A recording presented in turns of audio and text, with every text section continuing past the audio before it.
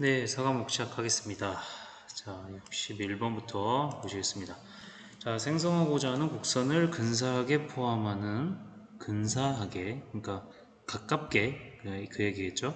근사하게 포함하는 다각형의 꼭지점들을 이용하여 정의되는 베지어 곡선에 대한 기술, 설명에 대해서 다르지 않은 것은 이라고 이제 되어 있습니다. 베지어 곡선도 반복해서 계속 나오는데 특징들을 여기 밑에서 한번 바로 보시겠습니다. 자, 배지어 곡선은 양단의 끝점을 반드시 통과한다는 겁니다. 이렇게 있으면 양단의 끝점을 반드시 통과하게끔 하는 곡선이고, 곡선은 정점을 통과시킬 수 있는 다각형의 내측에만 존재한다. 그리고 다각형의 양끝의 선분은 시작점과 끝점에서의 접선 벡터와 반드시 같은 방향이다. 자, 요 얘기도 잘 보셔야 됩니다. 양단의 끝점을 통과하면서 시작과 끝점의 접선 벡터와 반드시 일치한다는 겁니다. 양끝의 선분 있죠, 그죠? 그리고 n개의 정점에 의해서 생성된 곡선은 n-1차 곡선이다. 자, 이거 4개의 정점에 의해서 곡선은 3차 곡선이 생성된다는 얘기겠죠. 3개면 2차 곡선. 자, 순서를 거꾸로 해도 같은 곡선이 되어야 한다. 그 얘기입니다. 그래서 이런 특징들을 갖고 있는 걸 앞으로 캐치를 해서 문제를 푸시면 되겠습니다. 그래서 여기서 파악을 해보시면, 자, 생성되는 곡선은 양끝점 통과한다고 했죠, 그죠? 그리고 첫째 선분은 시작점에서의 벡터와 반드시 같은 방향이다. 자, 이것도 이렇게 돼야 된다고 했죠. 첫째 선분하고 여기 보시면 양 끝의 선분, 그러니까 시작점과 끝점에서의 접선 벡터와 반드시 같은 방향이어야 한다. 라는 말이고, 다각형의 마지막 선분은 끝점에서의 접선 벡터와 반드시 같은 방향이다. 네, 라는 말이고요. 첫째 선분과 마지막 선분, 그리고 첫째 선분은 시작점, 마지막 선분은 끝점. 그래서 이 두 개가 이 얘기를 하고 있죠. 그죠? 이 얘기를 하고 있습니다. 자, 그리고 4번에 n개의 꼭지점에 의해 생성된 곡선은 n-1차 곡선이 되어야 된다. 그래서 답은 4번이고, 배지어 곡선은 계속 나오기 때문에 배지어 곡선도 잘 보시기 바랍니다. 자, 62번 모든 유형의 곡선 사이를 경사지게 자른 코너. 자, 경사지게 자른 코너입니다. 경사지게 자른 코너. 그래서 얘는 이제 우리가 챔퍼라고 하는 이런 작업입니다. 그래서 이게 곡선 사이를 경사지게 한다. 이런 게 있으면 이렇게 경사지게 만드는 게 챔퍼고, 이렇게 있을 때도 얘를 탁 꺾어지게 바로 만들어 버리면 챔퍼겠죠. 이런 부분 꺾어지게 이렇게 만들어 버리면, 그죠? 그리고 오히려 부드럽게 만드는 거는 필렛입니다. 이렇게 있으면 이렇게 부드럽게 못깎기라고 하죠, 보통 기계 도면에서는. 얘는 챔퍼는 못따기라고 하고, 이렇게 못따기. 그래서 필렛과 챔퍼가 거의 한 쌍으로 원래는 사용이 된다라고 보시면 되겠습니다. 자, 그리고 63번 설계해석 프로그램의 결과에 따라 응력 온도 등의 분포도나 변형도를 작성한다고 하고, 그리고 CAD 시스템으로 만들어진 형상 모델을 바탕으로 NC 공작기계 가공 데이터, 자, 가공 데이터. 요거를 생성하는 겁니다. 요 생성하는 프로그램을 무엇이라고 하는가, 또는 그 절차를 무엇이라고 하는가. 보통은 프로그램보다는 절차를 의미하는 용어로 사용이 됩니다. 그래서 얘는 포스트 프로세서고요. 이 포스트라는 말이 이제 사후, 그러니까 바로 후발주자, 그때 포스트라고 하죠. 그래서 이 포스트 프로세서는 후처리라고 하고, 처리. 이거의 반대가 이제 프리 프로세서입니다. 선처리. 먼저 처리하는 게 프리 프로세서, 포스트 프로세서는 후에 처리하는 거를 포스트 프로세서라고 합니다. 여기서 그래서 포스트 프로세서에 대한 의미라고 보시면 되겠고, 핵심은 NC 공작기계 가공 데이터를 뽑아내기 위한 작업입니다. 그래서 이렇게 기억을 하시면 되겠고요. 자, 64번 11을 이진수로 이렇게 나누면 되죠. 11을 2로 나눠서 1 남고, 2로 나눠서 1 남고, 2로 나누니까 1이고 나머지 0이고, 그래서 10, 11 이렇게 이 순서대로 읽어주시면 1011에서 이진수다. 이거는 어렵지 않은 거니까 바로 넘어가겠습니다. 자, 65번 CAD 용어에 대한 설명 중 틀린 것은, 자, 보시면 레졸루션은 이미지를 화면에 얼마나 정밀하게 디스플레이 할 것인가를 나타내는 가로 세로의 픽셀의 수라고 되어 있습니다. 자, 여기 이제 레졸루션의 의미입니다. 그래서 레졸루션의 의미를 이렇게 좀 기억을 하시면 되겠고, 픽셀의 수죠. 그래서 픽셀의 개수. 더 작은 단위가 픽셀이고 그 픽셀의 숫자로 단위를 표시한 게 레졸루션이라고 보시면 되겠습니다. 그리고 세그먼트도 굉장히 중요한 말입니다. 하나의 다항식으로 표현된 커브의 일부분, 자, 일부분. 그리고 스냅, 화면 표시 장치에서 도면의 위치를 시각적으로 잘 알아볼 수 있도록 하기 위해 임의의 간격으로 그려주는 보조점. 이거는 이제 스냅이 아니고요. 스냅은 이렇게 가상에 점이 있다고 칠 때 딱딱딱 갈 수 있게끔 잡히게 만드는 게 스냅입니다. 이렇게 얘기하면. 그리고 여기 지금 설명하고 있는 것은 그리드라고 할 수 있겠습니다. 그리드라고 할 수가 있겠어요. 그래서 답은 3번이고요. 드래그, 컴퓨터 마우스에 이용한 끌기 작업. 이거는 다 아시죠? 그래서 드래그란 거고, 여기 보시면요. 스냅은 특정한 점을 선택할 때 임의의 간격만큼 일정하게 이동할 수 있도록 조정하는 좌표 단위. 그러니까 스냅이 켜져 있으면은 가상에 이런 단위별로 마우스가 딱딱딱 움직이게 됩니다. 이게 만약에 없으면 그냥 자유롭게 움직일 수 있겠죠. 그리고 그리드는 이렇게 묶음으로 임의로 표현을 해주는 게 이제 그리드입니다.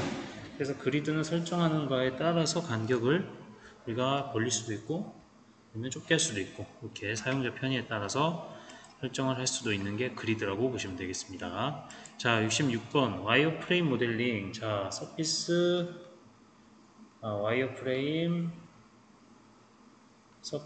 솔리드 3개 계속 나오죠. 자, 이 중에서 오늘은 와이어프레임이 나왔습니다. 자, 와이어프레임 물리적 성질의 계산이 불가능하죠. 솔리드만 가능합니다. 처리 속도가 빠르다. 얘네들에 비해서 당연히 빠르겠죠. 수무선 제거가 불가능하다. 수속강으로 만들어 놓은 지금 현재 생각하시려 했습니다. 그래서 뒤쪽에 있는 걸 숨길 수 없죠. 해석용 모델의 사용이 불가능하다. 그래서 1번과 4번이 바로 배치되는 말이고, 답은 1번입니다. 자, 67번. 자, 여기 이제 정리된 게 나오는데, 이걸 좀 기억을 하셔야 됩니다. 이렇게. 얘들을 좀 기억을 하셔야 됩니다. 그래서 2차원 좌표 변환 행렬에서 데이터의 이동 관련. 자, 이동은 여기 보시면 MN, 여기 밑에 있는 얘네들이 우리가 데이터 이동 관련된 좌표 행렬이라고 보시면 되겠어요. 이건 뭐 암기를 하셔야 될 것 같고, 그리고 뭐 스케일링은 이제 확대 축소하는 거 있죠. 그게 스케일링이라고 보시면 되겠습니다. 그래서 스케일링, 회전, 전단, 이동, 투서 및 토형, 그리고 전체적인 스케일링 이런 것들. 특히 얘 숫자에 따라서 뭐 1이면은 그냥 현재 치수겠죠. 그리고 뭐 얘를 3으로 바꿨다. 그럼 전체적인 도형을 3배로 키운다는 얘기입니다. 이런 식으로 보시면 되겠습니다. 얘를 꼭 기억을 하셔야 됩니다. 이 부분을. 그죠? 그리고 68번 그림이나 사진과 같은 종이 위에 이미지 과학적으로 주사하여 그 반사광이나 투과광을 계산해 디지털 데이터로 읽어서 컴퓨터에 입력하는 것이 가능한 것. 자, 여기 이제 말이 좀 뭐 복잡하다면 복잡하게 나와 있는데 스캐너에 대한 설명이에요. 스캐너. 우리 출력물을 다시 파일로 바꿀 때 스캐너라는 걸 사용을 하죠. 스캔한다 할 때. 그래서 이 스캐너에 대한 설명이라고 68번은 이해하시면 되겠습니다. 그리고 69번 1964년에 발표된 거 뭐 이런 것까지는 기억 안 하셔도 되고 요거가 이제 포인트죠. 요거 4개의 무설정과 4개의 경계곡선 4개 요게 나오면은 바로 훈스 곡면을 우리가 떠올리시면 된다고 했습니다. 그리고 70번 배지어 곡선에 대한 특징으로 잘못된 거죠. 배지어 곡선에 대한 거. 아까 문제가 나왔는데 또 나왔죠. 그래서 이렇게 또 나왔다는 것. 자, 곡선은 조정점을 통과시킬 수 있는 다각형의 바깥쪽에 위치한다. 이거부터 틀린 것 같은데요, 그죠? 다각형의 안쪽에 다 위치를 해야 된다고 했습니다. 곡선은 양 끝에 조정점을 통과한다 맞는 말이고, 한 개의 조정점의 변화는 곡선 전체에 영향을 미친다. 자, 이게 이제 또 되게 중요한 키워드일 것 같습니다. 배지어 곡선의 특징이죠. 그리고 n개의 조정점에 정의되는 곡선은 n-1차 곡선. 아까는 n개를 n차 곡선으로 해서 답이었는데, 그죠? 여기서는 맞게 나와 있죠. n개의 조정점으로 n-1차 곡선을 우리가 적용할 수 있다라는 거. 그래서 답은 1번이고, 아까 쭉 봤던 거니까 한 번 더 우리 복습해 보시기 바랍니다. 자, 71번. 그림과 같이 평면상의 두 벡터 A, 벡터 B로 이루어진 평행사변형의 넓이. 자, 이거는 좀 암기를 하셔야 됩니다. 네, 그래서 이제 평행사변의 넓이, 결국에 이 벡터 간에 이루는 벡터, 요 면적을 구하는 거기 때문에 이거는 어떻게 구하는가 라고 보시면 벡터 간의 곱으로 면적을 구합니다. 벡터 간의 곱으로. 그래서 이렇게 벡터 간의 곱으로 구하고, 벡터 간의 곱에는 이렇게 절대값 표시를 해주게 됩니다. 그래서 답은 4번이고, 이거는 뭐 암기를 좀 하시는 게, 아예 암기를 하시는 게 편할 것 같습니다. 자, 72번. 양공간역과 같이 일정 간격을 가진 여러 개의 동심원으로 구성된 형상을 만들려고 한다. 좀 가장 적절한 것. 양공간역이면 이런 모양이겠죠. 이런 모양. 이런 모양을 만들 수 있는 거는 우리 옵셋이란 명령어입니다. 오프셋. 그래서 이 간격값만 주면 여기서 이만큼 이렇게 벌리는 거를 바로바로 가능하게 해주는 게 옵셋이라는 기능입니다. 그래서 옵셋이라는 기능으로 이렇게 쓴다라는 것. 줌은 우리 시각적으로만 확대하는 거죠. 그죠? 형태 자체를 확대하는 게 아니고, 그리고 무브는 움직이는 것, 트림은 잘라내는 것입니다. 일부분을. 자, 이렇게 그림에 설명을 해드렸고, 자, 그리고 73번. 서로 다른 CAD 시스템의 설계 정보를 교환하기 위한 데이터 교환 표준으로 해당하지 않는 것. 자, 이 5개 외우셔야 됩니다. 이 5개. 5개 암기하셔야 돼요. 이건 뭐 원리가 있는 것도 아니고 암기를 하셔야 됩니다. 그래서 이 DXF의 섹션이 어떻게 이루어져 있는가, 이렇게 심화 문제가 계속 나오는데, 일단은 그 5개가 데이터 교환 표준으로 사용된다는 걸 꼭 먼저 기억을 하셔야 됩니다. 5개. 그래서 답은 여기서 뭐죠? GUI죠. 예, GUI는 데이터 교환 표준에는 해당되지 않습니다. 그리고 74번. XY 평면에서 두 점을 지나는 직선의 방정식. 요거는 뭐 여러가지 방법이 있는데, 그냥 이 기본 1차 방정식에 여기다가 x 플러스 n에다가 지금 미지수 2개를 풀기 위해서 지금 조건 2개가 있죠. 그래서 뭐 그냥 이렇게 해서 x 플러스 n, 죄송합니다. 이게 y는 mx 플러스 n이라는 기본형에서 대입을 해서 뭐 m값과 n값을 구하시면 되죠. 0은 마이너스 m 플러스 n이고, 마이너스 3은 4m 플러스 n으로 해서 연립해서 푸시면 됩니다. 이렇게 해서 계산하시면 이렇게 답이 나온다는 걸로 우리가 바로 구하실 수가 있습니다. 자, 75번. 컴퓨터 시스템 장치 중 산술 및 논리 연산을 수행할 수 있는 장치. 자, 이거는 중앙처리 장치. CPU에 대한 문제도 뭐 간혹 한 번씩 나오는데, 요즘에는 잘 출제가 되지 않아서 이거 한번 CPU가 이런 거다라고 기억을 하시고, CPU의 구성 요소가 어떻게 돼 있는지 이 정도는 좀 기억을 하시는 게 좋을 것 같습니다. 제어 장치, 주기억 장치, 논리 연산 장치, 이렇게 구성이 되어 있다라는 정도 보시면 되겠습니다. 76번. 3차원 도형을 정의하여 부품을 모델링하는데 공학적인 해석이나 물리적 성질까지 포함되는 모델링. 자, 공학적 해석, 물리적 성질, 요거 나오면 바로 솔리드 모델링이 되어야겠죠. 다른 거는 물리적 성질이 없기 때문에 계산을 할 수가 없습니다. 이런. 자, 그리고 77번 유기전개 발광 소자를 사용한 표시장치. 자, 이런 키워드. 그리고 전자빔이 형광막과 충돌로 발광하는 브라운관과 유사한 동작이 유리기판 위에 형성되어 화면을 나타내는 장치는. 참 뭐 말이 복잡하긴 한데, 자, 요거 기억하시면 됩니다. 유기전개 발광 소자, 그리고 여기 형광막과 충돌, 그리고 유리기판 위에 형성된다. 이런 것들, 이런 키워드들 보시고 암기를 하시는 게 좋을 것 같습니다. 그래서 이거는 답은 이거 오가닉 일렉트로 루미네센트 디스플레이, 그래서 올레드, 우리 올레드라고 보통 하는 뭐를 이제 쭉 길게 적어놨죠. 전자발광형 디스플레이.